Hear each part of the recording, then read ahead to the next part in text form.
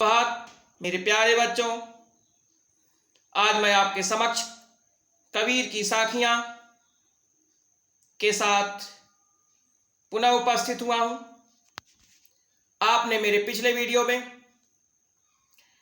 कबीरदास जी के पहले दोहे पहले साखी का अध्ययन अध्यापन कार्य किया, जिसमें कबीरदास जी ने बताया था कि एक सज्जन व्यक्ति की, एक साधु पुरुष की, उसकी जात या मजहब पूछ करके उसका अपमान नहीं करना चाहिए। अगर पूछना हो तो उससे उसके गुणों को जानना चाहिए, उसके अच्छी अच्छी बातों को सीखना चाहिए, और जात और मजहब ये सब पूछ करके उस साधु व्यक्ति की अवमानना नहीं करनी चाहिए। आज उन्हीं की अगली साखी अगले दोहे के साथ मैं पुनः उपस्थित हुआ हूं। तो चलिए उनके दोहे पर चलते हैं, उनकी साखी पर बढ़ते हैं आगे। आवत गारी एक है, उलटत होई अनेक, और कह कबीर नहीं उलटिए, वही एक किए। इस साखी के माध्यम से कबीरदास जी कहते हैं कि आवत गारी एक है। यदि आपको कोई गाली दे रहा है तो उसकी संख्या कितनी है? एक। यदि आपको कोई अपशब्द कह रहा है तो उसकी संख्या एक है। लेकिन आप जब उसी को उलट करके दोबारा कह देते हैं वही अपशब्द, तो उसकी संख्या क्या हो जाती है? उलटत होई अनेक। उसकी संख्या अनेक हो जाती है, एक से अधिक हो जाती है। तो इसलिए कबीरदास जी पूरे मानव समाज को समझाते हुए कहते हैं, कह कबीर नहीं उलटिए, वही एक किए। कबीरदास जी कहते हैं उलट करके उसका प्रतिकार नहीं करना चाहिए, उस गाली का, उस अपशब्द का जवाब नहीं देना चाहिए, क्योंकि वह बात एक की एक ही है। और अगर शांत रहने से कोई बात बन जाए तो अपशब्द कहने की क्या आवश्यकता है। तो कबीरदास जी इस साखी के माध्यम से कहना चाहते हैं कि किसी को एक अपशब्द कहने या गाली दे देने से उलटकर कई अपशब्द मिलते हैं। यदि गाली सुनने वाला शांत भाव रखे और उलटकर अपशब्द कहे ही ना, तो फिर बात उसी एक अपशब्द पर समाप्त हो जाती है। परंतु यदि वह भी व्यक्ति गाली दे देता है तो फिर इस गाली की संख्या अधिक हो जाती है।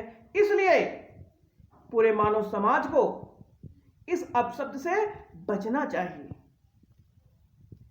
अगली साखी के माध्यम से कबीरदास जी कहते हैं, माला तो कर में फिरे, जीभ फिरे मुख माय, और मनुआ तो चहु दिस फिरे, यह तो सुमिरन नाही। अर्थात कबीरदास जी कहते हैं कि लोग बाह्य दिखावा करते हैं, बाह्य आडंबर करते हैं। तो बाह्य आडंबर, बाहरी दिखावा किसी भक्ति के लिए, किसी पूजा के लिए ये अच्छी नहीं होती है।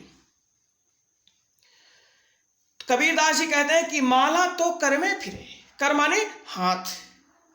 लोग जो बाहरी दिखावा करते हैं, हाथ में माला लेकर के फेरते रहते हैं, जाप करते रहते हैं। और जीभ फिरे मुख मान। जीभ मतलब जिह्वा, जिसका शुद्ध रूप क्या है? जिह्वा। तो जीभ फिरे मुख मान, वह हमारे मुख में फिरती रहती है, अर्थात जाप करती रहती है, राम राम कहती रहती है, और हाथ में माला चलता रहता है। लेकिन हमारा मन जो कैसा है? बड़ा ही चंचल है। मनुआ तो चहु दिशि फिरे, वो चहु दिशि यानी चारों दिशाओं में, हर दिशाओं में वह भ्रमण करता रहता है। कौन? हमारा जो मन है, बड़ा ही चंचल होता है। तो इस प्रकार से ईश्वर का सुमिरन नहीं किया जाता, उस परमात्मा का स्मरण इस तरीके से नहीं किया जाता है। उसके लिए हमें एकाग्रचित होना पड़ता है।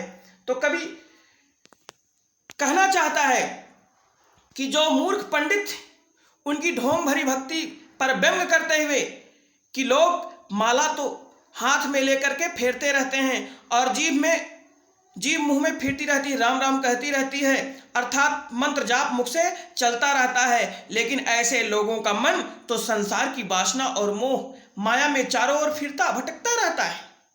इस प्रकार की भक्ति को ईश्वर का सुमिरन नहीं कहा जा सकता है। अर्थात कबीरदास जी कहना चाहते हैं, अगर मन भटक रहा है तो माला फेरने और मंत्र पढ़ने से ईश्वर की भक्ति नहीं होती है। सच्चे मन से ईश्वर की भक्ति में लीन रहते हैं, उन्हें ना माला फेरने की जरूरत होती है और ना ही जाप करने की आवश्यकता होती है। अर्थात जो सच्चे भक्त होते हैं वे मन में ईश्वर की भक्ति में लीन रहते हैं, उन्हें किसी माला और जाप करने की आवश्यकता नहीं होती है। तो कहने का आशय यह है, बाहरी दिखावा से अच्छा ये श्रेष्ठ है कि आंतरिक पूजा अर्चना परमात्मा की जाए, जिसका कि कोई न कोई हमें फायदा मिलता है। तो बच्चों, आज आपने क्या सीखा? हम बहुविकल्पीय प्रश्नों की तरफ बढ़ते हैं। प्रश्न नंबर 1, अपशब्द एक का एक कब रह जाता है? अपशब्द एक का एक कब रह जाता है? आपके विकल्प हैं का धीरे से अपशब्द कहने पर, खा पलट कर जवाब ना देने पर, गा किसी के द्वारा कहे गए अपशब्द से भी दुगने अपशब्द कहने पर, घा इनमें से कोई नहीं। तो बच्चों, आपने अनुमान लगा लिया होगा। जी हाँ, आपका विकल्प खा सही है। पलट कर जवाब ना देने पर अपशब्द एक का एक ही रह जाता है, और अगर पलट करके कोई व्यक्ति दोबारा कह देता है तो उसकी संख्या एक से अधिक हो जाती है। अब हम अगले प्रश्न की तरफ बढ़ते हैं। प्रश्न नंबर 2, जीभ फिरै मुख माहि का अर्थ निम्नलिखित में से कौन सा हो?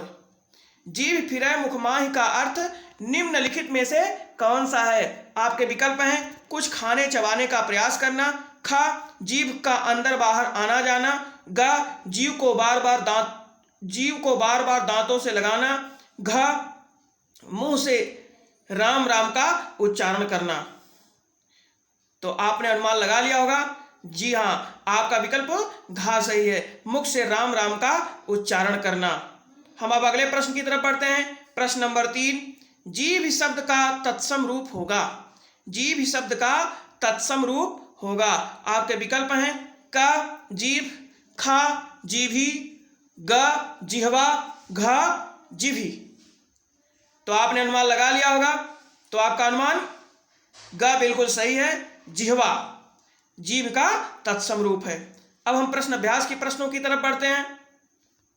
निम्नलिखित प्रश्नों के उत्तर दीजिए।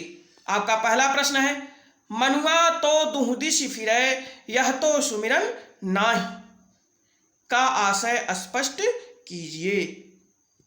मनुआ तो दुह दिश फिरै यह तो सुमिरन नाहि का आशय स्पष्ट कीजिए। आपका दूसरा प्रश्न है, आवत गारी एक है उल्टत होई अनेक, कह कबीर नहीं उलटिए वही एक की एक, साखी में मनुष्य को क्या सीख दी गई है? इस साखी में मनुष्य को क्या सीख दी गई है? हम आपसे पुनः अपने एक नए वीडियो के साथ मिलते हैं। तब तक के लिए धन्यवाद।